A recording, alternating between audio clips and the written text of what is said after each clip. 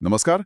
आज हम एक ऐसे विषय पर गहराई से बात करने वाले हैं जिस पर दशकों से काफी बहस होती रही है, उम्मीदें भी रही हैं, आशंकाएं भी।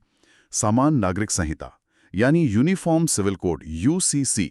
बिल्कुल, ये एक ऐसा मुद्दा है जो कोर्ट रूम से लेकर पॉलिटिक्स और आम लोगों की बातचीत तक हर जगह छाया रहता है। और आज की हमारी ये चर्चा ये आधारित है India's uniform civil code unity और डाइवर्सिटी नाम के एक लेख के विश्लेषण पर।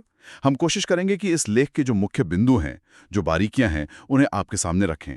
तो सबसे पहले शुरू करते हैं बिल्कुल बेसिक बात से। ये समान नागरिक संहिता आखिर है क्या चीज? देखिए, अगर बिल्कुल आसान भाषा में कहें तो यूसीसी का मतलब है भारत के सभी नागरिकों के लिए, चाहे वो किसी भी धर्म के हों, किसी भी समुदाय के हों, उनके जो पर्सनल मामले होते हैं ना, पर्सनल मामले जैसे शादी, तलाक, प्रॉपर्टी का बंटवारा मतलब विरासत, बच्चा गोद लेना, गुजारा भत्ता, इन सब पर एक जैसा कानून लागू हो, एक समान नियम। अच्छा, तो मतलब अभी ऐसा नहीं है? अभी सिस्टम क्या है? नहीं, अभी ऐसा नहीं है।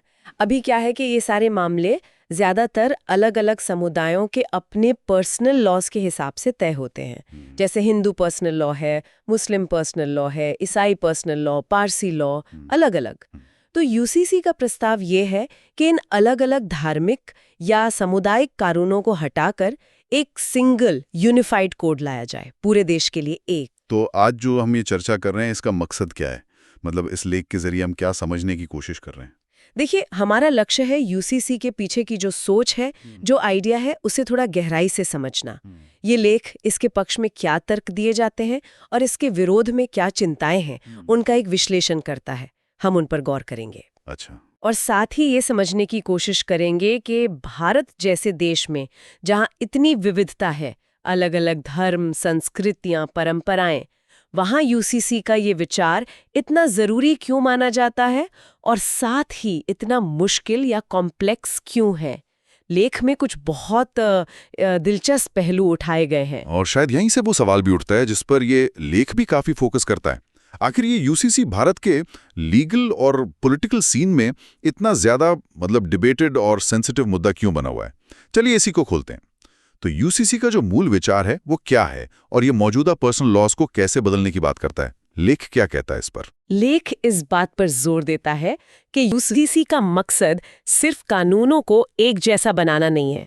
इसके पीछे कुछ बड़े संवैधानिक और सामाजिक लक्ष्य हैं। जैसे सबसे पहला तो है कानून के सामने बराबरी, मतलब इक्वालिटी, बिफोर द लॉ। हाँ, समानता। दूसरा, राष्ट्रीय एकता या जिसे नेशनल इंटीग्रेशन कहते हैं, उसे मजबूत करना। और तीसरा, भारत का जो सेक्युलर चरित्र है, धर्मनिरपेक्षता, उसे और पक्का करना। अच्छा। आइडिया ये है कि भाई, जब क्रिमिनल लॉ सबके लिए एक है, कॉन्ट्रैक्ट लॉ एक है, तो फिर ये जो पर्सनल या फैमिली मैटर्स हैं, इनमें अलग अलग कानून क्यों हो? लेख का तर्क ये है कि ये पर्सनल लॉज अक्सर धर्म पर आधारित होते हैं और एक सेक्युलर देश में लोगों के अधिकारों का आधार धर्म न होकर नागरिकता होनी चाहिए। आपने समानता की बात की, ये तो यूसीसी के पक्ष में शायद सबसे बड़ा तर्क गिना जाता है। लेख इस पहलू को कैसे देखता है? क्या वो बताता है कि मौजूदा पर्सनल लॉज कैसे समानता के खिलाफ जा सकते हैं, खासकर महिलाओं के लिए? हाँ, बिल्कुल। ये लेख का एक बहुत महत्वपूर्ण हिस्सा है। लेख कई उदाहरण देता है कि कैसे अलग अलग पर्सनल लॉज में खासकर महिलाओं के अधिकारों को लेकर काफी फर्क है, असमानताएं हैं। किस तरह की असमानताएं? जैसे शादी की कम से कम उम्र क्या हो, तलाक के क्या ग्राउंड्स होंगे, उसकी प्रक्रिया क्या होगी, गुजारा भत्ता कितना और कैसे मिलेगा, और सबसे जरूरी, विरासत में मतलब प्रॉपर्टी में महिलाओं का क्या हक होगा। इन सब में काफी अंतर देखने को मिलता है। क्या लेख में कोई खास उदाहरण दिया गया है जिससे ये बात और साफ हो? जी हाँ, लेख में ये बताया गया है कि कैसे कुछ समुदायों के कानूनों में बेटियों को पिता की संपत्ति में बेटों के बराबर हिस्सा नहीं मिलता, या मिलता भी है तो कुछ शर्तों के साथ। इसी तरह एक से ज्यादा शादी करने की इजाजत कुछ कानूनों में है, दूसरों में नहीं। और तलाक के बाद महिलाओं को जो मेंटेनेंस मिलता है, उसके नियम भी अलग अलग हैं।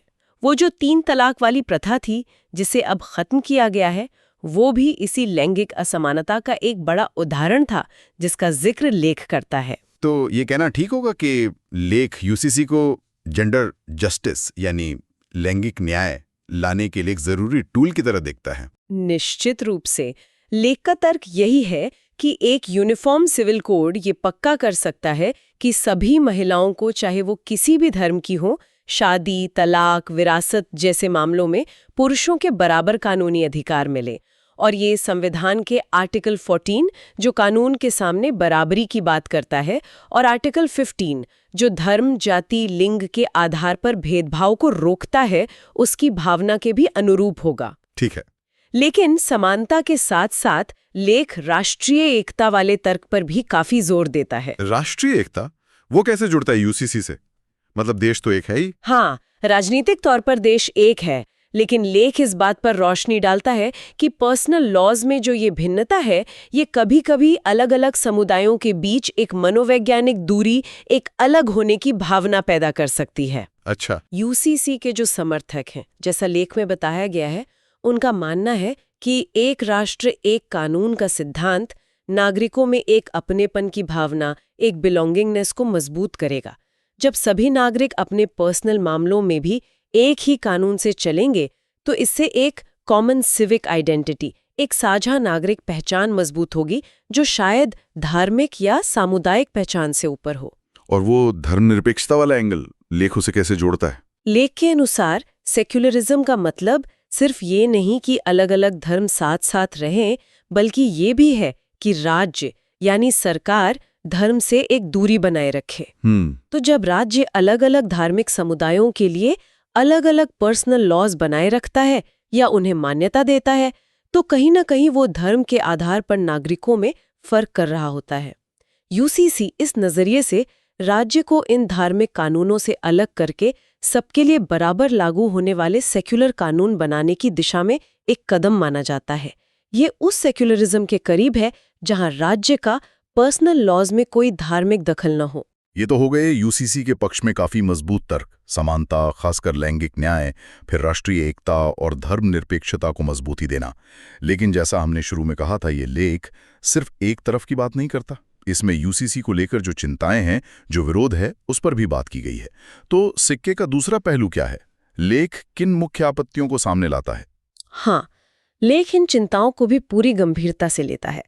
सबसे बड़ी चिंता जो है वो जुड़ी है भारत के संविधान में दिए गए धार्मिक स्वतंत्रता के लिए अधिकार से, यानी आर्टिकल 25। आर्टिकल 25 जो धर्म को मानने और उसका पालन करने की आजादी देता है। बिल्कुल। आलोचकों का तर्क है, और लेख इसे बताता है कि बहुत सारे पर्सनल लॉज, जैसे शादी की रस्में हैं, तलाक के तरीके हैं या विरासत के नियम हैं, ये सब धार्मिक मान्यताओं और परंपराओं से बहुत गहरे जुड़े हुए हैं। तो डर ये है कि एक यूनिफॉर्म लॉ इन धार्मिक प्रथाओं में दखल देगा। हाँ, चिंता यही है कि एक रूपता लाने के चक्कर में कहीं राज्य धार्मिक समुदायों के अंदरूनी मामलों में जरूरत से ज्यादा दखलंदाजी न कर बैठे। और ये डर, जैसा लेख में बताया गया है, अल्पसंख्यक समुदायों में खास तौर पर ज्यादा है। क्यों? उन्हें क्या डर है? उन्हें डर है कि यूसीसी के नाम पर कहीं बहुसंख्यक समुदाय के जो रीति रिवाज हैं, जो मूल्य हैं, वो उन पर थोप न दिए जाएं। इससे उनकी जो अपनी खास पहचान है, उनकी सांस्कृतिक स्वायत्तता है, वो कमजोर हो सकती है। क्या लेख इस बात पे और रोशनी डालता है कि अल्पसंख्यक समुदाय इसे अपनी कल्चरल आइडेंटिटी पर हमले की तरह क्यों देख सकते हैं? जी हाँ, लेख इस पर विस्तार से बात करता है। देखिए, भारत की पहचान ही उसकी विविधता में है, उसकी डाइवर्सिटी में। संविधान सिर्फ धार्मिक आज़ादी नहीं देता, बल्कि आर्टिकल 29 के तहत अल्पसंख्यकों को अपनी खास भाषा, लिपि और संस्कृति बनाए रखने का अधिकार भी देता है। अच्छा। और कई पर्सनल लॉज को इसी कल्चरल प्रैक्टिस का हिस्सा माना जाता है। तो कुछ समुदायों को लगता है कि यूसीसी उनकी इस कल्चरल ऑटोनॉमी को कमजोर कर देगा।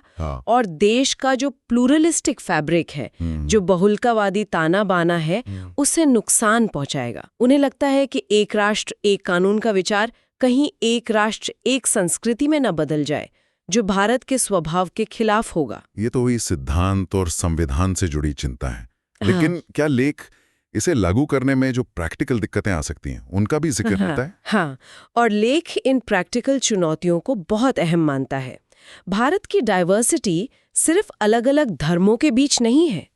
एक ही धर्म को मानने वालों में भी अलग-अलग इलाकों में, अलग-अलग समुदायों में रीति रिवाज बहुत अलग होते हैं। जैसे आप देखिए उत्तर भारत के हिंदुओं और दक्षिण भारत के हिंदुओं के रिवाजों में कितना अंतर है। शादी की रस्में, विरासत के नियम, काफी फर्क मिलेगा।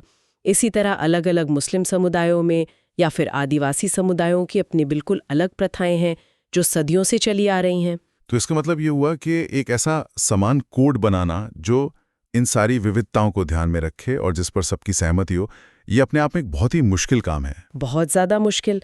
लेख यही कहता है कि प्रॉब्लम सिर्फ अलग अलग धर्मों के बीच सहमति बनाने की नहीं है, बल्कि एक ही धर्म के अंदर जो अलग अलग पंथ हैं, जातियां हैं, क्षेत्रीय समूह हैं, उनके बीच भी आम राय बनाना टेढ़ी खीर साबित हो सकता है। कौन सी प्रथाओं को रखा जाए, किन्हें छोड़ा जाए, ये कोड मॉडर्न वैल्यूज पर आधारित हो या ट्रेडिशनल रिवाजों का सम्मान करे, इन सवालों के आसान जवाब नहीं है।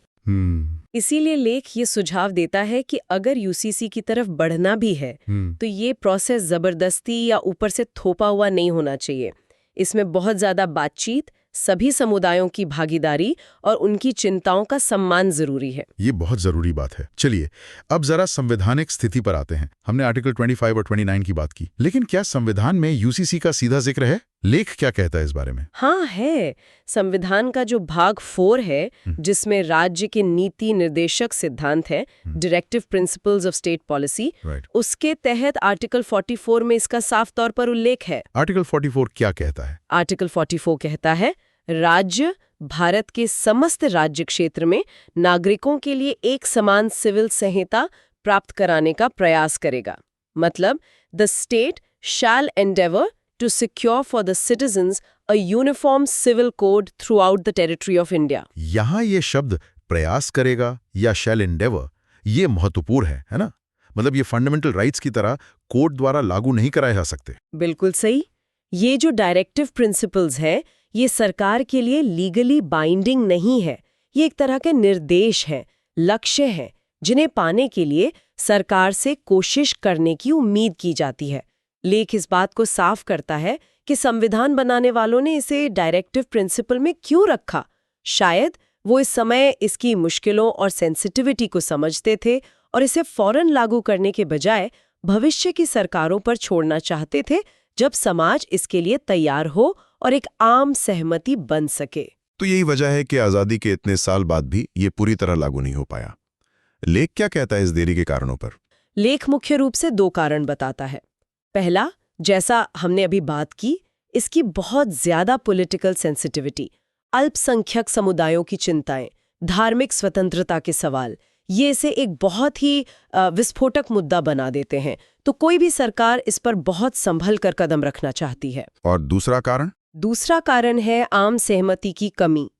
यूसीसी कैसा हो, उसका नेचर क्या हो, उसमें क्या क्या शामिल हो, इस पर ही एक्सपर्ट्स और अलग अलग समुदायों के बीच बहुत गहरे मतभेद है।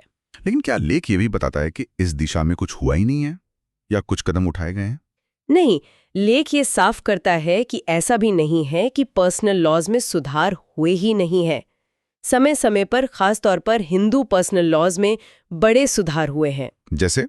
जैसे आज़ादी के बाद जो हिंदू कोड बिल्स लाए गए थे, उन्होंने हिंदुओं में शादी, तलाक, उत्तराधिकार, गोद लेने, इन सब कानूनों को कोडिफाई किया, मतलब एक जगह लिखा, और उनमें कई प्रोग्रेसिव बदलाव भी लाए, जैसे महिलाओं को बेहतर अधिकार दिए। हाँ, वो तो बहुत बड़ा कदम था। बिल्कुल। और अभी हाल ही में जो 3 तलाक को गैर कानूनी किया गया, वो मुस्लिम पर्सनल लॉ में एक बड़ा सुधार माना जाता है। तो लेख इन्हें कैसे देखता है?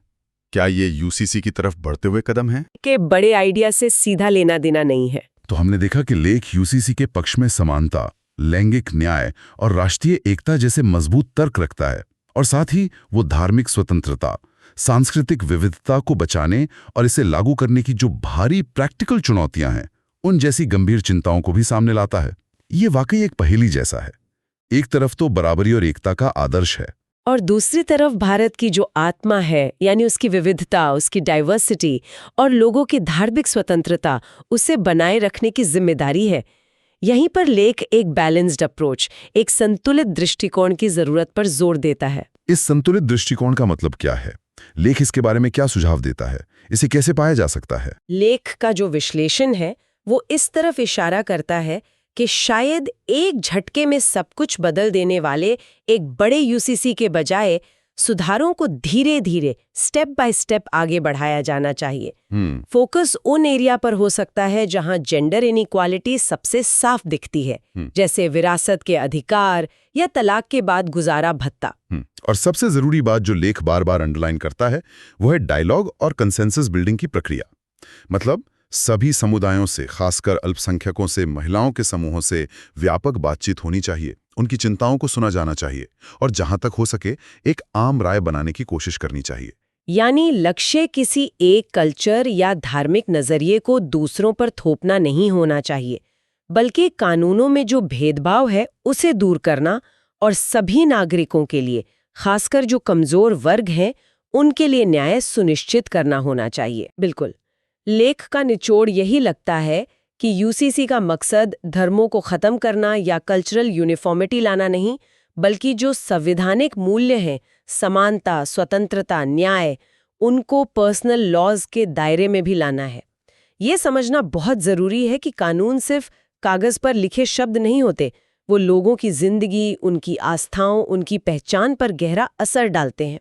तो आखिर में ये सिर्फ एक लीगल या पॉलिटिकल मुद्दा नहीं है, ये एक गहरा सामाजिक सांस्कृतिक बदलाव है जिसे, जैसा कि लेख भी इशारा करता है, बहुत सावधानी, धैर्य, संवेदनशीलता और आपसी सम्मान के साथ आगे बढ़ाने की जरूरत है। कानून में बदलाव शायद पार्लियामेंट में हो जाए, लेकिन लोगों के दिलों और दिमागों में बदलाव लाना कहीं ज्यादा बड़ी चुनौती है। आपने बिल्कुल सही समझा। ये संतुलन साधना ही मुझे लगता है इस पूरी बहस का सेंट्रल पॉइंट है, जैसा कि लेख भी स्थापित करता है। आज की इस पूरी चर्चा के बाद जो इस लेख के विश्लेषण पर आधारित थी, एक सवाल मेरे मन में आ रहा है और शायद ये हमारे सुनने वालों के लिए भी सोचने का एक बिंदु हो। जरूर पूछिए। सवाल ये है कि भारत जैसे देश में, जहां विविधता में एकता हमेशा से हमारा एक तरह का मूल मंत्र रहा है, वहां समानता यानी इक्वालिटी और विविधता यानी डाइवर्सिटी, इन दो महान संवैधानिक मूल्यों के बीच वो सही संतुलन कैसे पाया जा सकता है, खासकर तब जब कानून का सीधा ताल्लुक लोगों की गहरी आस्थाओं, सदियों पुरानी परंपराओं और उनकी कम्युनिटी आइडेंटिटी जैसे बेहद निजी और संवेदनशील मामलों से हो। क्या एक राष्ट्र एक कानून का विचार भारत के उस बेहद कॉम्प्लेक्स और रंग-बिरंगे सांस्कृतिक ताने-बाने के साथ सचमुच में तालमेल बिठा सकता है, बिना किसी भी समूह को ये महसूस कराए कि उसकी पहचान, उसकी खासियत खतरे में है? ये वो मूल प्रश्न है जो मुझे लगता है लेख भी आखिर में पाठक के सामने छोड़ लेता है। ये वाकई एक बहुत गहरा और बुनियादी सवाल है और इसका कोई बना बनाया या आसान जवाब शायद है भी नहीं। शायद इसी सवाल के जवाब की तलाश ही यूसीसी पर होने वाली पूरी बहस के केंद्र में है। जरूर, हम जल्द ही मिलेंगे एक और ज्ञानवर्धक चर्चा के साथ।